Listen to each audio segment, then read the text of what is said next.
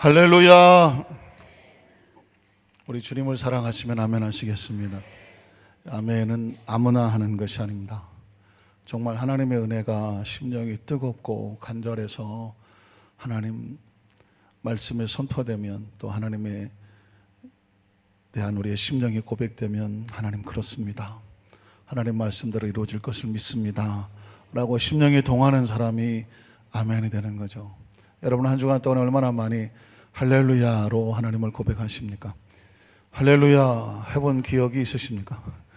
할렐루야도 아무나 하지 못하더라고요. 하나님 은혜가 그저 감사해서 주여 할렐루야, 하나님 감사합니다. 자기가 지금 하나님의 은혜 속에 얼마나 더 가까이 있는지를, 또 채워져 있는지를 스스로 점검할 수가 있는데, 하루 일과 속에서 하나님 감사합니다, 또는 할렐루야, 또는 아멘 하면서 하나님과의 신앙의 고백이 얼마나 자주 뜨겁게 드려지는가, 이것을 통해서 하루 종일을 열심히 살았는데 아멘도 없고 할렐루야도 없고 감사도 없고 한숨만 나오고 열심히 땀 흘려 살았는데 하나님과의 고백이 없었다면 그 참 하루는 얼마나 허망하고 힘들겠습니까? 여러분 혹시 기억하십니까? 제가 지난 주일날 한 사람이 집안의 그 정원에서 큰 검은 구렁이를 하나 보았다. 구렁이를 보는 것은 사건이라고 말합니다. 사건. 그런데 그 구렁이를 보는 순간에 무섭고 두렵고 공포가 느꼈다면, 감정이죠. 사람은 어떤 사건을 보고 거기에 따라서 감정을 느낍니다. 그런데 감정은 그냥 생기지는 않고요, 무엇에 따라 생기냐면 해석에 따라 생깁니다. 한번 따라 하실까요? 감정이란 내가 사건을 보고 어떻게 해석하느냐, 해석에 따라서 달라진다. 그러니까 이걸 정확하게 아셔야 돼요. 우리가 그동안 여러 가지 많은 감정을 느끼며 살았잖아요. 근데 그 감정이, 왜 내가 이런 감정이 드는지를 잘 모르고 살았을 수도 있어요. 그런데 이 감정은 그냥 생기는 게 아니라 해석을 어떻게 하느냐에 따라서 감정이 달라지죠. 그러니까 이 세상에 못 믿을 것은 감정이에요. 절대로 감정과 기분을 따라서 움직이면 안 되는 게, 감정과 기분이라고 하는 것은 내가 어떻게 해석하느냐에 따라서 그냥 따라 나오는 거기 때문에 그렇습니다. 정원에서 큰 검은 구렁이를 발견했다. 어떤 사람들은 무섭다고 느끼는 거죠. 왜 그랬을까요? 저건 무서운 독사이기 때문에 물리면 죽을 수도 있다. 그래서 두렵다. 해석을 그렇게 했기 때문에 두려운 마음이 생깁니다. 근데 요즘 몸도 허하고 기력이 좀 보충이 됐으면 좋겠는데 이게 웬 떡이냐? 저걸 푹 삶아갖고 그냥 노란 국물이 떠면 그냥 며칠, 주여 그냥 며칠만 그냥 노란 국물 잡아 생사탕으로 그냥 침이 확 도는데, 먹으면 내가 그냥 기력이 확 올라올 것 같다. 그런 사람은 그 구렁이를 보는 순간 무슨 느낌이 생기겠습니까? 할렐루야, 하나님 감사합니다, 하나님께서 이렇게 또 좋은 보양식을 주셨군요. 해석에 따라서, 해석이 중요한 거예요. 똑같은 구렁이를 보고 어떤 사람은 막 두려워서 막 도망치는 사람이 있는가 하면, 갑자기 그냥 눈앞에 보양탕이 보이면서 막 입맛이 막 확 돌아오는 수도 있고, 또 어떤 사람은 지난주 말씀드렸지만 파충류를 연구하는 학자 같은 경우에는, 야, 이게 어디 가서 수천만 원을 주고도 살 수 없는 전 세계에서 희귀한 뱀인데 여기서 발견했으니 이게 얼마나 좋은 일인가 하면서 막 흥분을 감추지 못하고 그 살살 다루라고 어디 저 상처나지 않도록 잘 그물 같은 걸로 싸서 자기 연구소로 가져갈 수도 있다는 것입니다. 그러니까 똑같은 것을 보고 어떤 사람은 두렵고, 어떤 사람은 입맛을 다시고, 어떤 사람은 흥분을 하고, 왜 그럴까요? 반응은 다 달라요. 중요한 건 해석이다. 예수를 믿는다는 것은 신앙을 갖지 않은 사람하고 뭐가 다르냐면 해석이 달라요. 해석이 달라. 똑같은 상황이 벌어졌는데 세상에 자기의 경험과 상식으로 해석하는 사람은 큰일 났네. 아이고, 난 죽었네. 난 이제 끝이네. 왜? 그동안 알고 지낸 상식으로 봐서는 그것밖에 해석이 안 나와. 근데 크리스찬은 해석이 달라요. 누구의 눈으로? 하나님의 관점으로 보는 것이거든. 하나님의 관점으로 이 상황을 보게 되면 다른 게 보이거든요. 믿으십니까? 가나안 땅을 정탐했던 10명의 정탐꾼이 봤을 때는 큰일 났네. 이젠 죽었네. 우린 꼼짝없이 죽었네. 그러니까 그 모두는 죽을 것밖에 생각이 안 났습니다. 그러나 여호수아 갈렙은 그 가나안 땅을 보면서 관점이 달랐어요. 하나님이 우리를 기뻐하시면 하나님의 계획입니다. 그 땅은 우리의 것이다. 믿으십니까? 그래서 오늘 앞에 나온 우리 사랑하는 성도들이 말씀을 듣는 가운데 최고의 축복은 뭐냐면 하나님의 계획을 발견하는 것입니다. 함께 부르고 싶은 찬양이 있어요. 이 찬양은 뭐냐면 여러분이 잘 아시는 찬양이지만 마음이 상한 자를 고치시는 주님, 이런 고백이 있습니다. 그러면 우리 마음이 상한 거를 하나님 어떻게 고치실까요? 괜찮아, 너 잘했어. 무조건적인 위로로 고쳐지는 게 아니라 우리 마음은 어떻게 고쳐지냐면 관점이 달라지는 것입니다. 인간적으로 생각하면 슬프고 아프고 두렵고 떨리고 외롭고 서운한데 하나님의 말씀을 비춰보니까 이건 두려운 게 아니야. 절망할 게 아니야. 하나님의 계획이 있고 섭리가 있는데 합력하여 선을 이루어 주실 거예요. 한번 따라 하실까요? 하나님의 우리 가운데 합력하여 선을 이루어 주십니다. 믿으십니까? 그럼 마음이 슬프지 않죠. 절망하지 않고 좌절하지 않죠. 그래서 마음이 상처 입은 것을 하나님은 회복시키시고 고치시는 겁니다. 오늘 예배에 나오셨으니까 이 찬양을 부를 때 그 어떤 아픔과 슬픔이 있다고 할지라도 아하, 이제 하나님의 생각으로 하나님의 관점으로 바라봅니다. 슬픔과 절망과 좌절은 하나님의 뜻이 아닙니다. 이 찬양과 함께 내 마음에 주님이 시는 기쁨으로 채워지게 하여 주시옵소서. 이런 고백이 바꿔줬으면 좋겠는데 우리 함께 찬양하고 기도하도록 하겠습니다. 하나님, 우리 마음에 상한 것을 고치시고 새롭게 하시며 마음이 상한 자를, 마음이 상한 자를 고치시는 주님, 하늘의 아버지 날 주관하소서. 주의 길로 인도하사 자유케 하소서.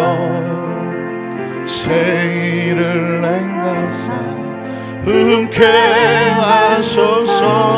의에 줄이고 목이 마르니 성령의 길을 부소서. 의에 줄이고 목이 마르니 내 잔을 채워주소서. 성령으로 채우사, 성령으로 채우사 주 보게 하소서. 주의 임재 속에 은혜 알게 하소서. 주 뜻대로 살아가리 세상 끝날까지.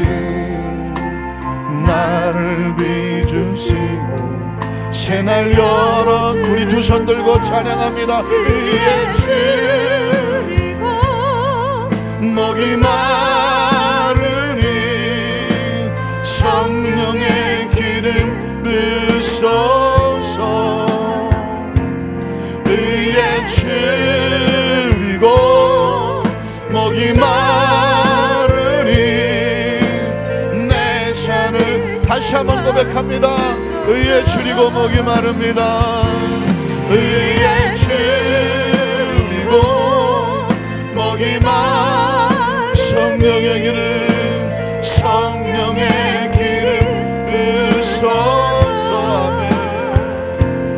의에 줄이고 목이 마르니 내 잔을 우리 합심을 한번 기도하기를 원합니다. 잠시 묵상으로 기도합니다. 사랑하는 성도 여러분,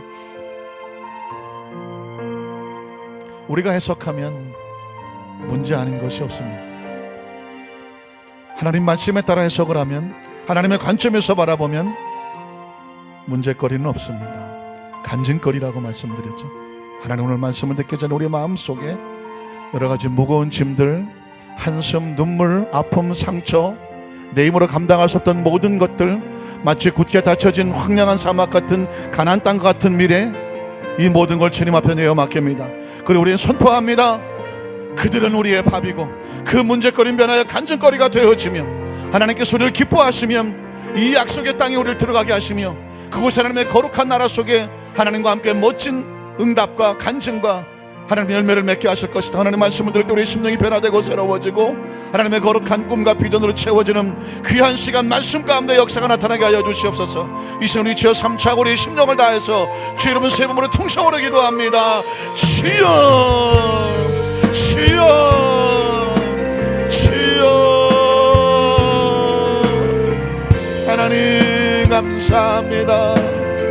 아버지 감사합니다. 하나님의 자녀들이 3일 예배를 기억하고 나왔습니다. 매일매일이 예배입니다. 매일 예배일이 찬양입니다. 매일매일이 감사입니다.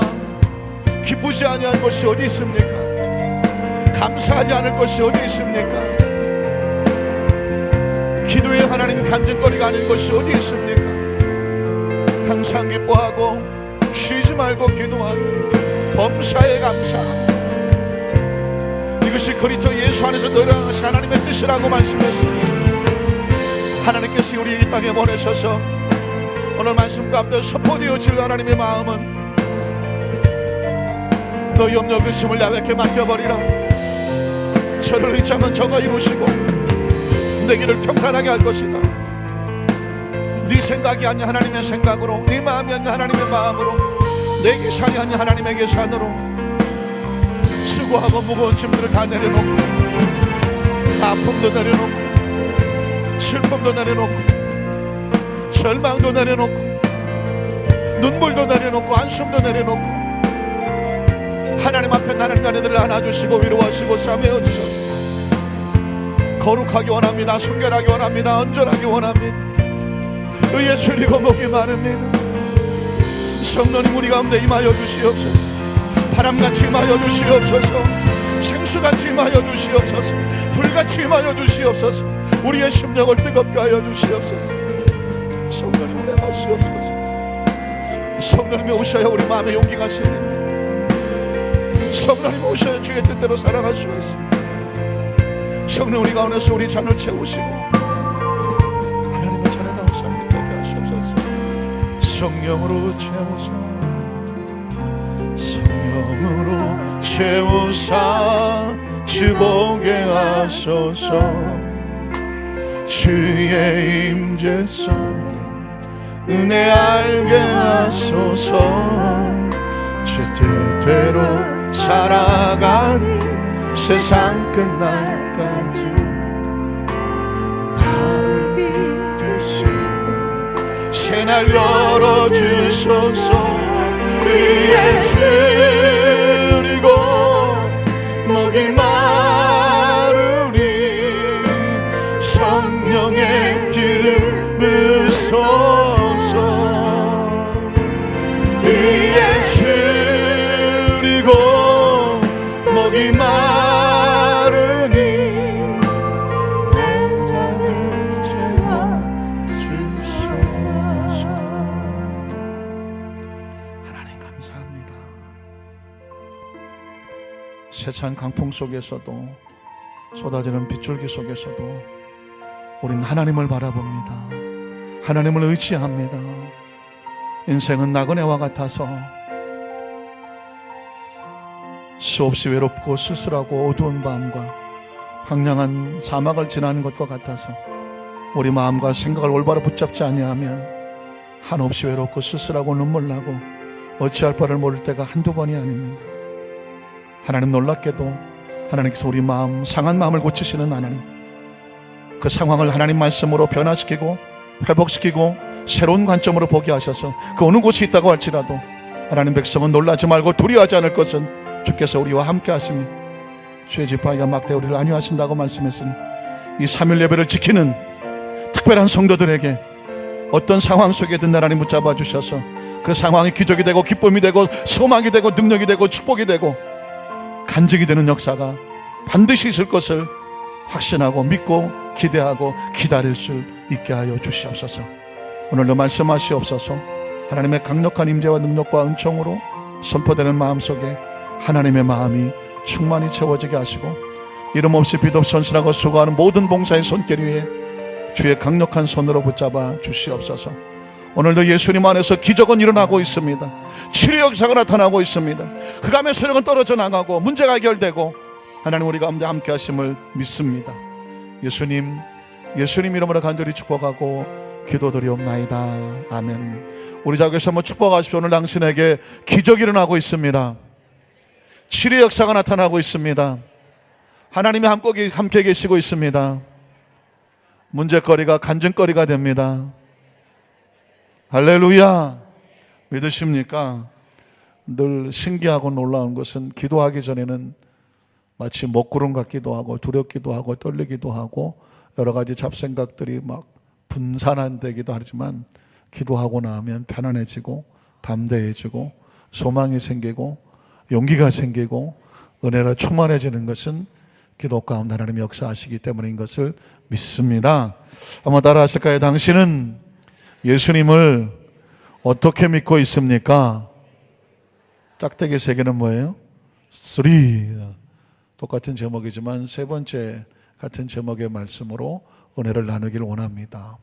왜 이런 제목이 계속 연거푸 세 번이 나올까? 당신은 예수님을 지금 어떻게 믿고 있습니까? 이 땅에 크리스찬들이 수십억이 돼요. 70억 인구 가운데 25억이다.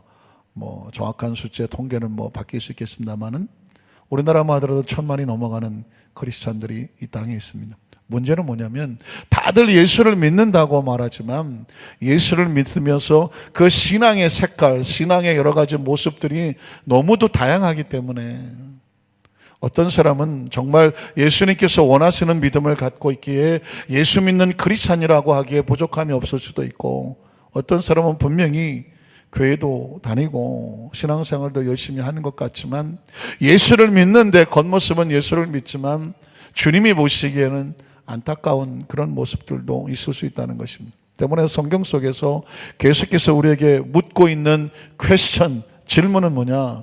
당신은 예수님을 어떻게 믿고 있습니까? 뒤집어 말하면 예수님은 우리가 이런 신앙을 갖기를 원하십니다. 올바른 신앙의 모습을 우리에게 제시하고 있는 것입니다. 여러분, 지난 시간에 예수를 믿는 사람들의 신앙의 모습을 보니까 사마리아 여인이 예수를 만났을 때에 직접 만나고 체험했던 사마리아 여인의 신앙의 모습도 있습니다. 이제까지는 남편 아닌 남자들을 의지하고 살았던 사마리아 여인, 출신 자체가 어디 내놓을 수 없는 가슴 아픈 과거를 운명적으로 가지고 있었던 여인, 남의 눈길을 피하고 뜨거운 태양빛 아래에서 홀로 외롭고 쓸쓸하게 자신의 운명을 받아들이며 눈물을 흘리며 살아갔던 한 여인, 그런 처절한 인생이 예수님을 만나서 그 인생이 전부 다가 아니라 하나님의 나라가 있다는 사실을 알게 됩니다. 예수를 믿으면 뭐가 달라지냐면 이 세상이 전부가 아니고, 뒤집어 말하면 지구가 다 전부가 아니고, 지구 밖에, 우주 밖에 하나님의 나라, 눈에 보이지 않고 귀에 들리지 아니하고 손에 잡히지 아니하지만 영원한 나라가 있음을, 영원히 목마르지 않는 생수가 있음을 알게 되는 것입니다. 예수님을 구주로 믿으시면 아멘 하시기 바랍니다. 아주 중요한 결론이고 서론이고 본론인데요, 예수를 믿으면 뭐가 달라지냐면 이 세상이 전부 다가 아니라 더 영원한 나라가 있다. 믿으십니까? 이것에 대한 정확한 인식을 갖게 되면 이 세상에 힘들고 어려운 문제를 만나지만 이게 다가 아니기 때문에 절망할 이유도 없고 낙심할 이유도 없고 좌절할 이유도 없고, 이건 마치 한여름밤의 꿈과 같아서 꿈에서 깨고 나면 영원한 세계가 있음을 아는 사람은 매일매일이 기쁨과 감사가 될 수 있는, 이걸 뭐라고 말하면 신앙이라고 말하는 겁니다. 이걸 체험했던 사마리아 여인은 그 지나간 과거 때문에 울지 아니하고 현실 때문에 절망하지 아니하고 그곳에서 뛰쳐나와서 사람들 향하여 외칠 수가 있었죠. 와 보라, 내가 메시아를 만났다. 여러분에게는 흥분이 있습니까? 이런 감격이 있습니까? 이런 감동이 아직도 살아 있습니까? 신앙생활을 하면서 아무리 세월이 지나가도 이 감동과 감격만은 절대로 잊어버리지 말아야 돼요. 신앙생활의 가장 무서운 것은 매너리즘이라고 말씀을 드렸습니다. 매너리즘이 뭘까요? 매너리즘. 늘 습관적으로 생활하기 때문에 별로 감격과 감동이 별로 없는 것. 조심스러운 얘기지만 어느 날 부인이 남편에게 아침에 출근하기 전에, 여보, 출근하기 전에 여기다 뽀뽀해주고 가면 안 돼요? 라고 모처럼 만에 이렇게 물었어요. 그랬더니 남편이 째려보면서 하는 말이 뭐라고 말하냐면, 가족끼리는 그런 거 하는 거 아니야. 가족끼리는 그런 거 하는 거 아니야. 그러고 가더라고요. 이게 왜 그런 소리가 나올까요? 결혼하기 전에는 얼마나 한 번 보고 두 번 보고 자꾸만 보고 싶어. 밤 12시 같이 데이트를 하고도, 그리고 헤어졌는데도 또 전화를 해. 그리고 새벽 2시, 3시까지 또 전화를 해. 제가 얘기 드린 것은 제가 어느 권사님의 신앙 상담을 받은 내용입니다. 목사님, 우리 딸년이 미쳤슈. 왜 그러냐고 그랬더니 남자를 하나 사귀었는데 이 남자하고 나가기만 하면 밤 12시에 집에 돌아와갖고 말이, 그래서 뭐 하나 보면 새벽 4시까지 전화질을 하고 앉았다고. 그래서 좋죠, 얼마나 좋아요, 연애할 땐 다 그런 거예요. 그랬더니 아니 뭐가 좋아요, 전화세가 엄청 나와요. 그러니까 이제 권사님은 이제 전화세를 걱정하셔도, 옛날에 전화기 그냥 귀할 때 얘기죠.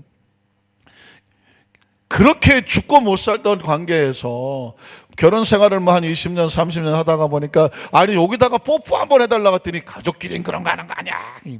그건 뭘까요?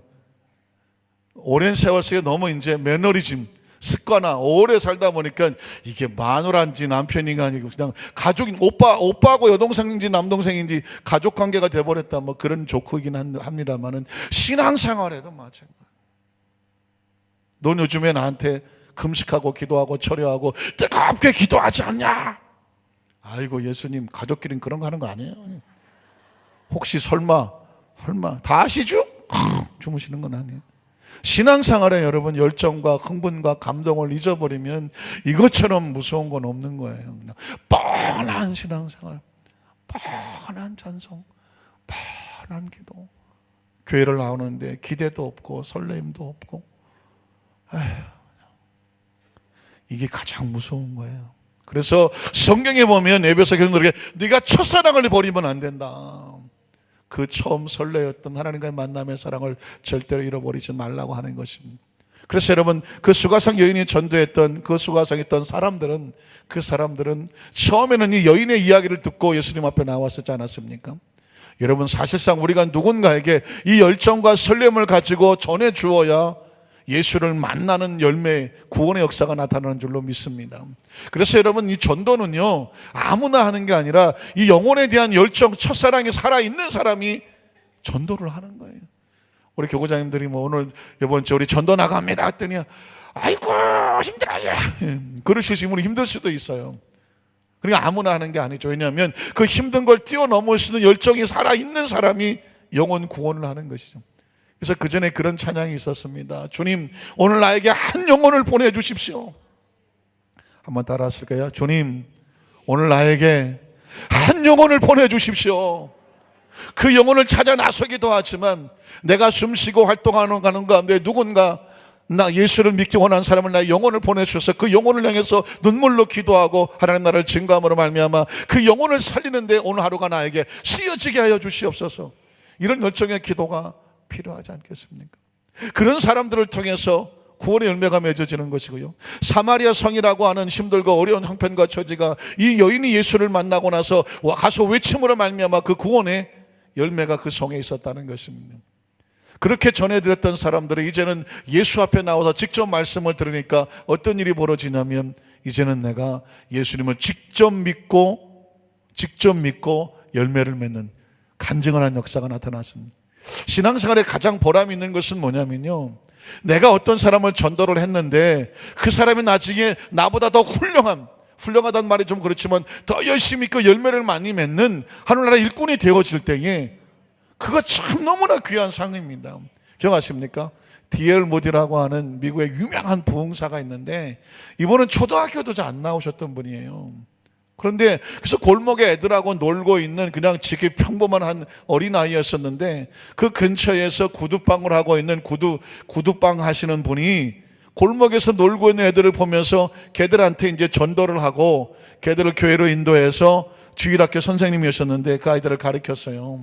그랬는데 그 D.L. 무디라고 하는 사람이 구두방 주인이고 교회학교 교사한테 전도를 받고 주일학교를 나가고 청년부를 다니고 나중에 은혜를 받고 해서 그 많이 배우지도 그 당시 많이 배우지 다들 못했으니까 못했던 분이 하나님께서 성령의 능력을 주시고 지혜를 주셔서 그 짧은 영혼을 가지고 짧은 지식을 가지고 복음을 전하고 미국 전역을 나갔는데 수백만의 영혼들을 하나님 앞에 인도했다는 것입니다. 그러니까 한 구두쟁이가 시골에 있는 한 골목에 있는 소년 하나를 전도했는데 그 소년이 나중에 나가서 미국의 수백만의 영혼을 구원하는 부흥사가 됐다는 거죠. 그러니까 여러분, 우리가 한 사람을 전도했을 때에 그 사람이 나중에 하나님께 어떻게 쓰임받을지는 아무도 모르는 거예요. 그러니 그 부흥사를 전도한 그 사람은 부흥사 이상 하나님 앞에 상급이 있지 않겠습니까? 오늘 저와 여러분이 이 남은 생에 하나님 나라 속에서 어떤 그런 도전과 비전과 꿈의 제목을 가져봅니까? 하나님, 우리가 이 땅에 살아 숨쉬는 동안에 하나님 나라의 좋은 일꾼 될 사람들, 어린아이가 됐던 청년이 됐던 연배에 상관없이 우리를 통해서 그 영혼이 주님 앞에 남아서 하나님께 열매 맺고 큰 상급의 역사가 나타나게 하여 주시옵소서. 그래서 여러분, 신앙이라고 하는 것은 이렇게 체험적인 신앙과 체험을 받고 나가는 신앙이 필요한데, 또 한 가지 신앙의 모습은 지난주 기억하십니까? 나사렛 동네 사람과 갈릴리 사람의 동네가 있었던, 그러니까 나사렛 신앙과 갈릴리 신앙이 달랐더라. 나사렛 신앙은 뭐냐면 예수님을 어떻게 봤냐면 그냥 인간적인 예수, 도덕과 윤리와 강연하는 것. 그래서 여러분, 신앙생활 하시다가 여러분에게 이렇게 말하는 사람이 있을지 모릅니다. 아유, 순복음교회 성도들은 뭐 이렇게 극성 맞아, 좀 교양 있게 품위 있게 성경의 십계명 가르쳐주면 그 지키고 품위 있게 살아야지 신앙이 도덕과 윤리와 교훈 정도로 생각하시는 분들 계십니다. 여러분, 그런데 나사렛 사람들은 그렇게 예수를 생각하고 인간적인 예수를 전락했지만 갈릴리 사람들은 달랐다고 말하고 있습니다. 그 갈릴리에 예수님이 들어가셨더니 영어로 말하면 웰컴 했다고 말합니다. 환영했다고 말하고 있습니다. 그러니 똑같이 예수님이 갔는데 어떤 사람들은 예수님을 배척하고 아유 저 꼬라지하고 그냥 아유 저 목수 아들이 무식해갖고 말이야 아무것도 없는데 뭘 배울 게 있겠어. 예수님의 겉모습을 보면서 배척하는 사람, 그곳은 하나님의 역사도 안 나타났다고 말하고 있습니다. 그러나 갈릴리 사람들은 예수를 오자마자 예수를 기쁨으로 환영을 했다고 말하고 있습니다. 이걸 아셔야 돼요. 예수님은 사람이 아니라 하나님의 나라가 움직이는 거니까 예수님을 환영했다는 얘기는 하나님의 나라를 환영했다는 것이고, 예수님을 배척했다는 얘기는 하나님의 나라를 배척했다는 것입니다. 그러니까 하나님의 나라를 배척하면 하나님의 역사가 나타나지를 아니하고, 하나님의 나라를 환영하면 하나님의 역사가 나타나는 것입니다. 예배가 왜 중요한지 아십니까? 예배는 예수님을 환영하는 것입니다. 예수님을 모셔드리는 것입니다. 예수님의 영광을 돌리는 것이고, 주님의 역사가 나타나기를 원하는 것이고, 하나님의 나라가 임재하는 것입니다. 하나님의 나라가 임재해야 하나님의 역사가 나타나는 것이거든요. 그래서 여러분, 신앙생활 하면서 예배가 우리 인생의 운명을 결정합니다. 그래서 저는 늘 항상 우리 성도들 기도할 때 하나님, 우리 사랑하는 성도들이 예배에 성공하게 하여 주시옵소서.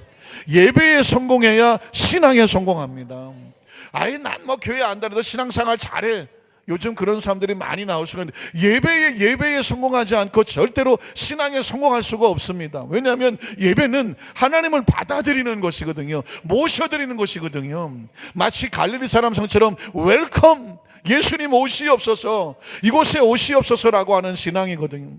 요즘 이렇게 저렇게 무슨 안나가 성도, 가나안 성도 해갖고 약간 이 말장난 같이 해서 교회는 안 나가면서 뭐 신앙생활하는 크리스찬이다 이렇게 표현하는 사회적인 용어가 있습니다. 그 사람들 나름대로 또 자기 논리가 있어요. 왜냐하면 교회를 갔더니 뭐 자기들이 볼 때에 배울 만한 것보다는 서로 실망한 것들이 많고, 뭐 성도가 어쩌고 교회가 어쩌고 뭐 죄종들이 어쩌고 이렇게 하면서 그런 부정적인 얘기들을 자꾸 꼬리를 대면서, 그래서 나는 교회는 안 나가지만 신앙생활은 합니다, 이렇게 얘기하시는 분이 계세요.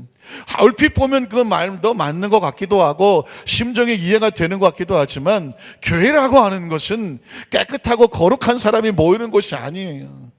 여긴 목욕탕과 같아서 자기가 지저분하다고 생각한 사람, 씻어야 되겠다고 하는 사람, 난 씻지 않으면 견딜 수 없다고 하는 사람, 하나님 은혜와 은총이 필요한 사람들이 모이는 곳입니다. 그러니까 서로 부족한 사람들이 모이는 거예요. 그 부족한 사람들이 모여 서로를 불쌍히 여겨주는 거고, 긍휼히 여겨주는 거고, 서로 등 밀어주는 것이고, 때 밀어주는 것이고, 정말 팔이 불편한 사람이 있어서 나 뒤에다 물 좀 껴주세요 그러면 그 사람 팔 주서 물 좀 껴주는 것이고, 어떤 사람이 좀 힘이 없어서 막 움직이기 어려우면 부축해 주는 것이고, 그래서 더불어 함께 손잡고 천국 가는 그날까지 함께 가는 공동체가 교회라고 하는 것입니다. 교회에 와서 여러분 어느 누가 깨끗하고 완벽합니까? 아니 교회 바뀌든 아니든 이 세상에서 어디가 자기 스스로 완벽하고 깨끗하고 지혜롭고 명철하고 인격적이고 정말 모든 면에 흠이 없다고 말할 수 있는 사람이 누가 있겠습니까? 아무도 없습니다. 그러니까 율법적인 눈으로 보면 교회에 들어오면 다 못마땅해. 하는 것도 못마땅해. 저 사람은 왜 저러고 앉았고, 저 사람은 왜 저러고 앉았고, 뒤통수는 왜 이렇게 튀어나왔고, 왜 옆에 삐딱하게 앉고, 뭐. 그러니까 이 모든 율법적인 관점에서 보면, 내가 주인이 돼서 바라보면 내 마음에 드는 게 하나도 없을 수도 있어요. 왜? 자기가 마음대로 해야 되는데 자기 마음대로 안 되면 마음에 들지 않는 거 아닙니까? 그러나 교회라고 하는 것은 내 마음대로 하려고 하는 것이 아니라 주님의 말씀의 뜻이 무엇인지를 알고 그 말씀의 뜻대로 행하기를 원합니다. 주여 말씀하여 주시옵소서, 주의 백성이 듣겠나이다. 그래서 그 말씀을 통해서 내가 배우고 듣고 순종하고 조금씩 나아지고 더불어 함께 가는 것이 우리 공동체라는 겁니다. 그래서 여러분 어떻게 하든지 교회 밖 신앙생활에서 떨어져 나가면, 예배 중심이 안 되면 본인은 신앙생활을 한다고 할지 모르지만 절대로 영적으로 자라지도 아니하고 은혜도 사라지고, 더더욱 내가 교회를 안 나가는 이유를 합리화시키기 위해서 더 많은 잘못된 불평거리들을 제시하면서 자기를 합당화시키게 되면 결국 손해는 뭐냐면 그 자신이 영적으로 자꾸 죽는 거예요. 여러분, 제가 그전에 그런 간증을 하지 않았습니까? 제가 신학대학원을 다닐 때에 학생회 회장을 할 때는 힘들고 어려웠지만 이 강단에 매일 서서 말씀도 전해야 되고 광고도 해야 되고, 그러다가 보니까 하나님의 기름 부음이라는 걸 느껴요. 부족하고 모자란데 하나님의 일을 하면 막 기름 부음이 생겨요. 그런데 그 학생회 회장을 하다 보니까 워낙 이 사람들이 시달리는 게 많아서 2학년 때는 아무것도 안 했다 그러세요. 아주 속 편하게 그냥 아주 5분 전에 들어가서 그냥 5분 전에 튀어나왔어요. 무슨 학생회 활동도 안 하고 그냥 무슨 기도 모임도 안 하고 그냥 나는 여기서 그냥 오로지 공부만 하다가 2학년 때는 그렇게 하고 다녔어요. 그랬더니 속은 편해. 막 꼴 보신 것도 안 보고 뭐라 하는 소리도 안 듣고. 그런데 시간이 지나가면서 점점 불안해지기 시작하더라고요. 뭐가 불안할까요? 영적으로 불안하더라고요. 영적으로. 난 여기 공부하러 온 것이 아니라 목회자가 돼서 성도를 이끌기 위해서 목회자는 영역도 있어야 되고 지혜도 있어야 되고 체력도 있어야 되고 모든 것을 두루 갖춰야 되는데, 사람들 속에 들어가서 그 문제를 끌어안고 같이 눈물로 기도하면서 하나님의 응답을 받고 헤쳐나가야 되는데, 나 혼자 편하자고, 나 혼자 마음 순간 편하자고 혼자 웅크리고 있었더니 영역이 없어. 여기서 여기 어떤 하나님 일을 맡기려고 하면 앞에 나가는 것도 두렵고, 앞에서 나가서 찬송 인동하는 것도 두렵고, 어쩌다 한번 설교 체포 시간에 설교를 하라고 오면 이건 마치 무슨 어디 도살장에 끌려가는 것 같고. 왜 그럴까요? 하나님의 일은 하나님의 능력을 주지 아니하면 내 힘으로 안 되는 거예요. 그래서 여러분 3학년 때는 아예 내가 하나님 일을 하겠다고 작정하고 나와서 총학생이 나가서 회장을 해봤으니까 제가 총무에 나가서 총무가 당선이 되고, 그다음부터는 제가 머릿속에 무슨 일이든지 하나님의 일을 해서 맡기면 할 수 있는지 할 수 있는지 없는지는 나중에 계산이에요. 왜냐하면 맡기면 무조건 아멘 했어요. 그리고 나서 내가 부족하면 하나님 이거 감당할 수 있도록 능력을 주시옵소서 기도하는. 왜? 어차피 하나님 일이에요. 어차피 하나님 일이니까 맡겨주시면 누가 일하게 하신다? 하나님 일하게 하시는 거예요. 그래서 사랑하는 성도 여러분, 우리 안산교회 성도들은 이 지혜를 아셔야 돼요. 하나님의 일을 하면 하나님의 능력을 주셔. 그리고 하나님 일을 할 때 공급이 와. 그런데 인간적으로 편하자고 다 내려놓고 혼자 있으면 세상 말로 심간은 편해. 근데 조금 지나면 심간도 안 편해. 불안해. 성령으로 충만하고 능력으로 충만하지 아니하면 아무리 몸이 편한다고, 몸이 절대로 스스로 편하지 않아요. 몸은 어디 지배를 받을까요? 마음의 지배를 받아요. 마음이 안 편한데 몸이 편할까요? 혹시 그런 분 계십니까? 난 마음은 안 편한데 몸은 엄청 편해요. 이건 따로, 몸하고 마음이 따로 나가시면, 사람은 뭐가 편해야 돼요? 마음이 편해야 돼요. 그런데 이 마음은 어떻게 할 때 편하냐면 내 마음대로 하면 편할 것 같지만 절대로 편하지 않아요. 여러분 보십시오. 아담과 하와가 자기 마음대로 선악과를 따먹었어요. 얼마나 좋겠어. 하고 싶은 대로 했는데. 그런데 그 선악과를 따먹고 한 일이 뭐예요? 저 하얀 백사장에 가서 두루놓아서 편하게 잤습니까? 아니면 나무 그늘 속에 숨어서 벌벌 떨었습니까? 나무 그늘 속에서 벌벌 떨었습니다. 왜 떨었을까요? 지 처먹고 싶은 거 처먹었는데. 왜 떨었을까요? 내가 하고 싶은 대로 했는데 이게 하나님과의 관계가 올바르지 아니한 것을 영적으로 느끼는 순간 뭐가 불안해? 영이 불안하지. 영이 불안하면 뭐가 불안하게 됐어요? 마음이 불안합니다. 그러니까 나무 그늘 속에 숨을 수밖에 없어요. 언제 편안하냐? 내 영이 편안해야 돼요. 내 영이 편안하려면 하나님과의 관계가 올바로 서 있어야 돼요. 영이 편안하면 마음이 담대해지죠. 마음이 담대해지면 비로소 육체가 편안할 수가 있는 것입니다. 그러니까 어떻게든지 우리 안산교회 성도들은 철저하게 무슨 중심이냐? 예배 중심으로서 예배에 성공해서 신앙에 성공하고, 신앙에 성공해야 인생에 성공할 수가 있는데, 이 모든 백그라운드는 뭐냐? 철저하게 어떤 모습이든지 하나님의 일을 하셔요. 어떤 모습이든지 하나님의 일을 해야 그 하나님의 일을 하는 가운데에 하나님의 능력이 부어집니다. 하나님의 일을 하지 않으면 하나님의 능력이 부어지지 않아요.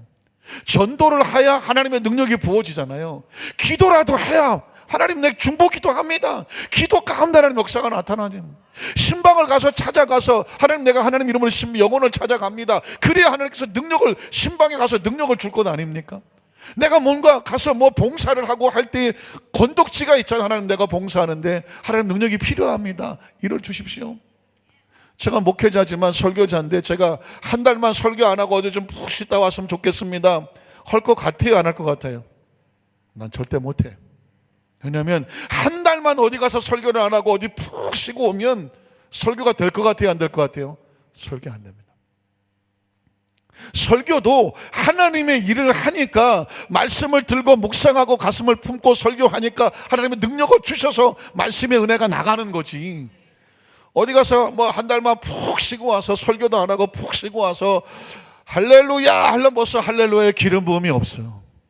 물론 특별한 경우에 어떤 기도 제목을 가지고 한 달 동안 어디 가서 기도원에 가서 기도를 했던가, 하나님의 깊은 은혜를 받고 와서 그리고 설교를 한다 그러면 그건 또 달라지겠지만, 만에 하나 그냥 글자 그대로 설교를 하지 아니하고 세상적으로 푹 쉬고 왔다고 하면 절대로 한 달 뒤에 설교가 되지를 않아요. 어떤 분은 말할지 몰라. 아유, 우리 목사님 그냥 건드리면 설교가 나오죠. 어쩌면 이렇게 잘하실까? 반응이 조금 이상한데, 썰렁한데 갑자기 날씨가 조선. 건드리면 설교가 나오는 게 아니에요. 하나님의 마음을 가슴에 끌어안고 그 말씀이 하나님 마음이 울컥울컥해서 그 마음이 차고 넘쳤을 때 그 흘러나오는 하나님의 마음이 하나님의 말씀이에요. 제가 어디 가서 공부를 해갖고 성경의 지식을 잔뜩 쌓았고 여러분에게 첫째로 둘째로 셋째로 강의안처럼 딱 정확하게 해서 논문 발표하듯이 강의를 했다고 하세요. 물론 그것도 은혜가 될 수 있을지 있겠지만 그 속에 하나님의 기름 부음과 마음이 넘쳐나지 아니하면 머릿속으로는 알겠지만 심령에 와서 왈카닥 부딪히는 게 없다니까. 하나님의 말씀은 하나님의 마음이, 하나님의 마음. 그 전에 서만교회 곽선희 목사님이 목회자 세미나 때 그런 얘기를 하더라고요. 이 오늘날의 목회자들은 구약시대 선지자들보다 엄청 힘들다고. 왜 그러냐? 구약시대 선지자들은요, 언제 말씀을 전했냐면 하나님이 말씀을 주셨을 때만 했어요. 그래서 야훼께서 이르시되 너희 이스라엘 백성은 들으라 그러면서 하나님이 주시는 말씀을 전했어요. 그런데 하나님 말씀을 주시지 않으면 안 전했어. 뒤집어 말하면 오늘은 선지자님께서 왜 하나님 말씀을 안 전해 주십니까? 라고 물으면 구약시대 선지자는 오늘은 하나님이 침묵하시니라. 오늘은 하나님이 침묵하신다는데 그러니까 그날은 말씀을 안 해도 돼요. 오늘날의 설교자들은 꼬박꼬박 해야 돼. 왜? 하나님이 말씀을 안 주셨느니라. 그리고 제가 이번 주일날 강단에 딱 서서 이번 주일은 하나님이 아무 말씀도 안 하셨으니 오늘은 다 같이 침묵하겠습니다. 그럼 어떡하겠어요? 우리 안산교회 성도들이야 오늘은 침묵하는가 보다 그러고 또 이렇게 할렐루야 하고 가시겠지만 눈빛이 조금 이상한데, 오늘날 시대에는 사실상 구약시대보다 더 복잡하고 다단하기 때문에 사실은 매일 순간 하나님의 마음을 품지 않고는 견딜 수 없어요. 그런데 참 감사한 거는요, 저는 주일날 설교를 하고 돌아서면 바로 하나님 마음이 채워져요. 이번 주일날 어떻게 말씀을 주셔야 될지 하나님의 마음이 그냥 차고 넘쳐와요. 차고. 주일날 돌아서면 오늘 수요예배 설교, 목요일 아침에 새벽 설교, 금요 철야 설교, 그리고 주일날 설교, 또 다음 주 같은 경우 성찬 예배는 청년부 설교, 이 설교가 쭉 예비가 되어 있잖아요. 그런데 이 설교를 어떤 학문적으로 준비하려고 하지 않아요. 그 말씀 하나님 마음이 계속 막 차고 올라와. 그러면 그 말씀을 끌어안고 말씀이 선포되면 여러분의 마음속에 하나님의 마음이 쏟아져 내리면 그 마음속에서 하나님의 은혜가 넘쳐나는 줄로 믿습니다. 오늘 성경에 한번 본문 내용을 한번 더 볼게요. 또 한 가지 신앙의 종류가 있는데 신앙의 종류는 뭐냐면 요한복음 4장 46절입니다. 이렇게 말씀하고 있어요. 예수께서 다시 갈릴리 가나에 이르시니, 갈릴리에는 예수님이 자주 가셨죠. 가나는 갈릴리에 있는데 전에 물로 포도주를 만드신 곳이라 왕의 신하가 있어 그의 아들이 가버나움에 병들었더니, 병이 들었습니다. 그래서 어떻게 하냐면 47절에 보니까 그가 예수께서 유대로부터 갈릴리로 오셨다는 것을 듣고 가서 청하되 내려오셔서 내 아들의 병을 고쳐주소서 하니 그가 거의 죽게 되었습니다. 여러분, 성경 속에서 예수님을 만나는 사람들이 예수님에게 치료를 원하는 것은 당연한 사건입니다. 왜냐하면 예수님이 생명입니다. 한번 따라 하실까요? 예수님은 생명이 있습니다. 그러니까 구원이라고 하는 것은 뭐냐면 영혼을 구원하고 육체의 질병을 치료하고 생활을 축복되게 하는 것이 삼박자의 축복이다. 또 세 가지의 구원이라고 말하는데, 구약시대 사람도 그랬고 신약시대 사람들도, 예수님이 세 사람들도 구원이 뭐다?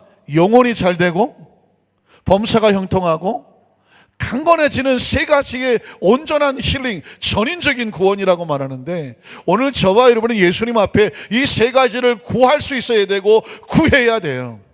우리 영혼을 구원해 주시고 육체의 질병을 치료해 주시고 우리의 삶의 가난과 저주의 가시를 제거해 주셔서 형통케 하여 주시옵소서. 오늘 왕의 신하가 예수님 앞에 찾아와서 자기 아들이 병들어 죽게 되었을 때 고쳐달라고 말하는 말을 다시 말로 바꾸면 내 아들을 구원하여 주시옵소서. 혈루증 걸렸던 여인이 예수님 앞에 치료받았을 때 내 믿음이 너를 구원했다고 말하고 있습니다. 그러니까 영혼이 구원되고 육체의 질병으로부터 구원되고 생활의 축복으로 구원되어지는 것을 성경 속에서는 전인적인 구원이라고 말하는데, 이 왕의 신하도 예수님 앞에 나와서 구원을 얻기를 원한 것이었습니다. 자, 그런데 48절에 보면 예수님께서 전혀 다른 각도에서 이렇게 말씀합니다. 48절에 보니까 예수께서 이르시되 내가 가서 고쳐주리라. 백부장의 기도에는 그렇게 응답했는데 왕의 신하가 물었을 때는 이런 대답을 하십니다. 너희는 표적과 기사를 보지 못하면 도무지 믿지 않는 세대구나. 이렇게 말합니다. 이 말은 뭐냐면 왕의 신하가 와서 치료받기를 원했던 이 상황을 두고 그 당시에 많은 사람들의 잘못된 신앙을 꼬집어서 지적해서 그렇게 하면 안 돼 라는 것을 가르쳐 주는 것입니다.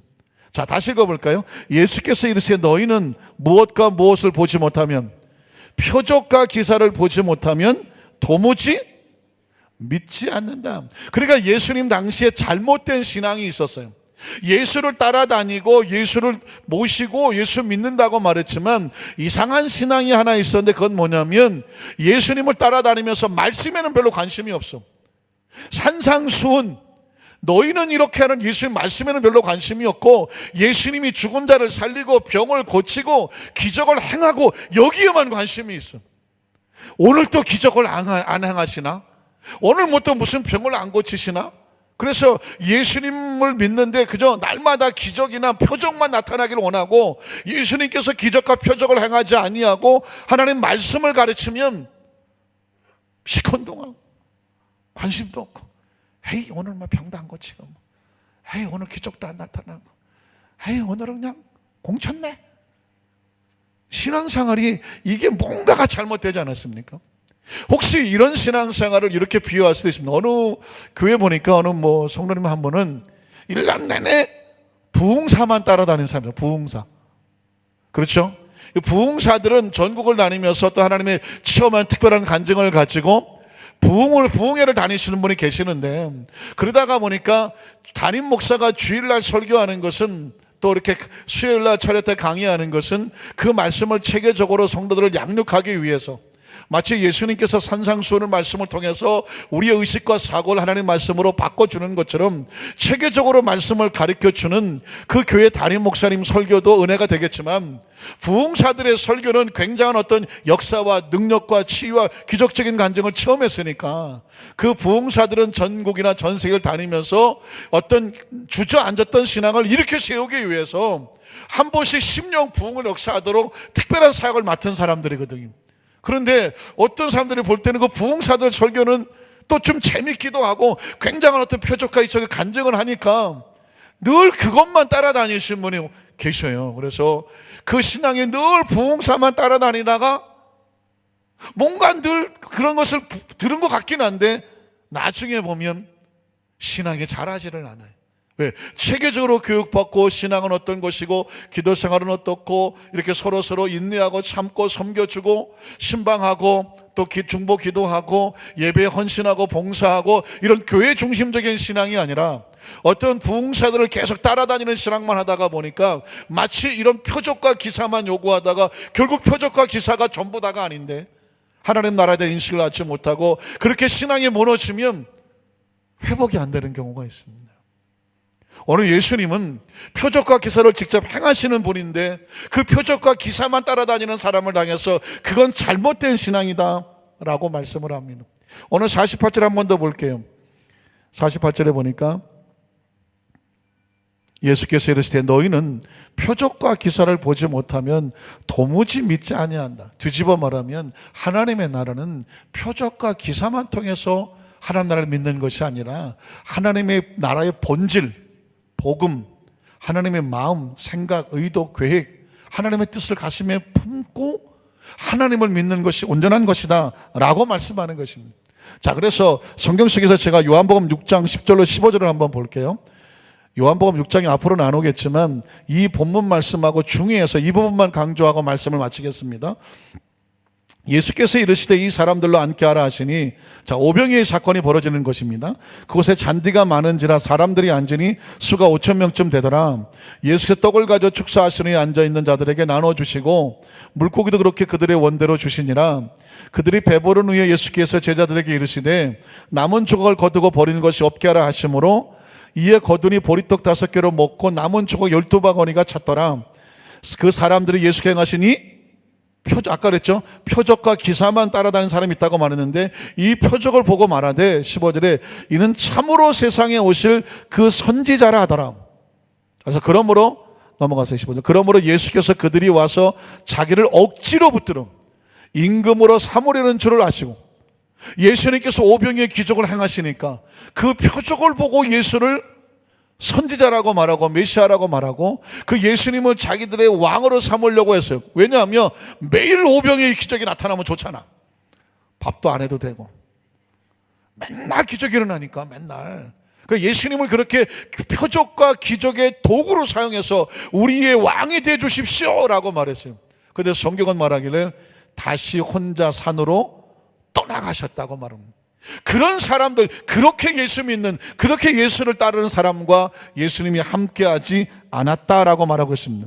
26절로 29절에 보면 예수께서 대답하여 이르시되 내가 진실로 진실로 너희에게 이르노니 너희가 나를 찾는 것은 표적을 본 까닭이 아니요 떡을 먹고, 여기서 말하는 표적이라는 것은 하나님의 내란 마음이어야 되는데 떡을 먹고 배부른 까닭이다. 그래서 썩을 양식을 위해서 일하지 말고 영생하도록 있는 양식을 위해서 하라. 지금 썩을 양식은 눈에 보이는 표적과 기사와 눈앞에 벌어지는 당장의 이득을 말하는 것이고, 영생하도록 있는 양식은 하나님의 말씀을 말하는 것이거든요. 그 말씀을 위해서 하라. 이 양식은 인자가 너에게 주리니 인자는 아버지 하나님께서 인치신 자니라. 그들이 묻되 우리가 어떻게 하여야 하나님의 일, 영생하도록 썩지 않는 그 일을 할 수 있겠습니까? 그때 29절에 예수께서 대답하여 이르시되 하나님께서 보내신 일을 믿는 것이 하나님의 일이다. 예수님께서 표적을 행하든 표적을 행하지 아니하든, 오병의 역사가 나타나든 나타나지 아니하든 예수님이 하나님의 아들이요 하나님의 복음인 것을 알고 우리는 그냥 예수님부터 하나님을 믿습니다. 그 예수님을 믿는 것이 하나님 일을 하는 거예요. 기적이 나타나도 하나님의 일이고 안 나타나도 하나님의 일이에요. 병이 고쳐져도 하나님의 일이고 병이 고쳐지지 않아도 하나님의 일이에요. 내 기도가 응답이 돼도 하나님의 일이고 응답이 안 돼도 하나님의 일이에요. 왜? 하나님의 뜻에 우리 모든 것을 복종하는 것이. 그런데 많은 사람들이 교회에 나와서 오늘 병 고침의 역사가 나타나기를 원합니다. 에이 오늘 안 고쳐졌네. 에이 교회 안 나가. 이런 신앙은 하나님께서 원하는 신앙이 아니라는 것입니다. 그래서 60절로 66절에 보면 제자 중 여럿이 듣고 말하되 이 말씀은 어렵도다 누가 들을 수 있느냐 한데, 예수께서 스스로 제자들이 이 말씀에 대해 수군거리, 제자들도 수군거렸어요. 왜냐하면 아니 지난번에는 오병이의 역사가 나타나서 와 사람들이 많이 왔는데 오늘 또 오병이의 역사가 나타날 줄 알았는데 예수님이 전혀 기적과 표적은 행하지 아니하고 내 살을 먹고 내 피를 마셔라, 내가 아버지라 해 사는 것처럼 너희도 나로 인하여서 산다, 이런 영적인 말씀을 하니까 제자들이 모여서 수군거려서 아니 왜 병 고치는 역사, 수도 오병의 역사 이런 건 안 하시고 전혀 알아듣지도 못하를 나를 믿고 내가 아버지로 해 사는 것처럼 너희도 나처럼 살아라, 이런 얘기를 하니까 제자들조차도 수군거린 줄 아시고 이러시되 이 말이 너희에게 걸림이 되느냐. 그러므로 너희는 인자가 이전에 있던 곳으로 올라가는 것을 본다면 어떻게 하겠느냐. 영적인 것이죠. 살리는 것은 영이니 육은 무익하다. 내가 너에게 이른 말은 영으로 사는 것이고 생명이다. 그러나 너희 중에 믿지 않은 자들이 있느니라 하시니, 이는 예수께서 믿지 않은 자들이 누구며 자기를 팔 자가 누구인지를 처음부터 아심이로라. 또 이르시되 그러므로 전에 너희에게 말하기를 내 아버지께서 오게 하여 주지 아니하시면 누구든지 내게 올 수 3일 예배도 하나님께서 허락하지 않으면 누구도 올 수 없는 거예요. 자, 66절. 그때부터 그의 제자 중에서 많은 사람이 뭐하고? 떠나가고요. 예수님조차도 수천 명이 따라 5천 명이 오병이의 역사를 먹고 마셨어요. 남자만 5천 명, 부녀자까지 수만 명이라고 말했습니다. 그 기적을 체험해서도 그 기적만 바라고 기적에만 목을 베고 표적만 바라보는 사람에게는 온전한 신앙인이라고 여기질 않았어요. 그리고 그 사람들은 기적의 역사가 나타나지 아니하니까 예수를 다 떠났어요. 떠나고 심지어 제자들도 많이 떠났다라고 말하고 있습니다. 이 말은 뭐냐면 사람이 많이 모여야 하나님의 나라가 왕성한 것이 아니에요. 하나님의 나라는 진정한 예수를 하나님 아들로 믿는 믿음의 사람들이 모인 곳이 진정한 부흥이에요. 믿으십니까?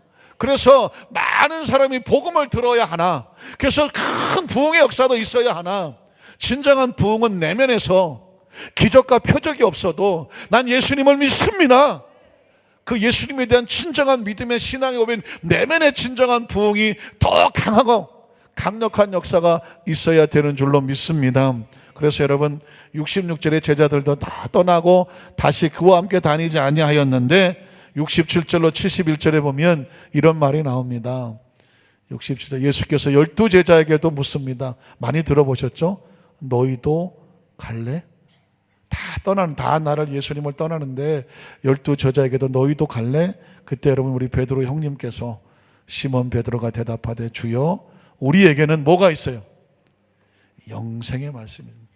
예수님이 표적과 기사를 행하지 아니하시더라도, 오늘은 아무런 병을 고쳐주지 않더라도, 오늘은 아무런 역사가 나타나지 아니하도 우리는 표적과 역사를 보러 온 것이 아니라 하나님을 보러 나왔으니까 영생의 말씀이 주께 있사오니 우리가 도대체 누구에게로 가겠습니까? 우리가 주는 하나님의 거룩하신 자이신 줄을 믿고 알았사옵나이다. 예수께서 대답하시되 내가 너희 12를 택하지 아니하였느냐? 그러나 너희 중에 한 사람은 마귀다. 누굴까요? 가룟 유다네요. 가룟 유다는 예수님의 영생의 말씀을 믿고 나온 사람이 아니라 예수의 표적과 기사를 통해서 많은 사람이 따라 나오면 그 사람들을 이용해서 이스라엘의 독립을 위해서 사용하려고 예수를 이용하려던 사람이거든요. 예수를 이용하려고 하는 사람은 마귀라고 하는 것입니다. 예수를 믿고 순종하려고 하는 사람은 제자라고 말하고요, 예수를 이용해서 자기 뜻을 펼치려고 하는 사람은 마귀라고 하는 것입니다. 제가 목회를 하다 보니까 많은 사람이 예수를 믿는데 어떤 사람은 예수를 이용하려고 해요. 와서 사업을 하려고 하고, 아유 목사님 교회 성도들 많으니까 이것도 좀 팔아주시고 저것도 좀 팔아달라고. 그러니까 예수를 믿으러 오는 것이 아니라 이 공동체에 와서 사업을 하러 오거나 아니면 이용하러 오거나, 자기 뜻과 계획대로 안 되면 훌쩍 가버리거나, 이건 뭐라고 말하냐면 안타깝지만 예수의 영이 아닌 거죠. 그래서 71절에 보면 이 말씀은 가롯 시몬의 아들 유다를 가리켰습니다. 그는 12 중에 하나로 예수를 팔자라. 예수를 왜 팔았을까요? 자기 뜻대로 안 되니까 예수를 팔았고, 뒤집어 말하면 그는 예수를 떠난 것입니다. 말씀을 정리하기를 원합니다. 우리의 신앙생활 가운데 굉장히 어려운 말씀일 수가 있어요. 예수님 안에서 병고침의 역사도 나타나고 기적의 역사도 분명히 나타납니다. 예수님은 기적의 하나님이시니까. 그런데 그것이 신앙의 주는 아니라는 거예요. 그걸 통해 하나님 나라를 체험할 수는 있지만 우리의 궁극적인 목적은 영생의 말씀을 가슴에 품고 말씀을 믿어서 하나님의 자녀 되고 천국을 사모하고 그 말씀 붙잡고 세상의 변화에 전혀 상관없이 믿음의 길을 가는 사람을 성경은 제자라고 말합니다. 우린 제자가 되기를 원하지, 그냥 분위기 따라 우 몰려갔다가 그냥 우 떠나가는 그런 무리가 되지를 원치 않습니다. 한번 따라 하실까요? 주여, 우리는 무리가 아닌 제자가 되게 하여 주시옵소서. 이 은혜가 임하시기를 주님의 이름으로 축원합니다.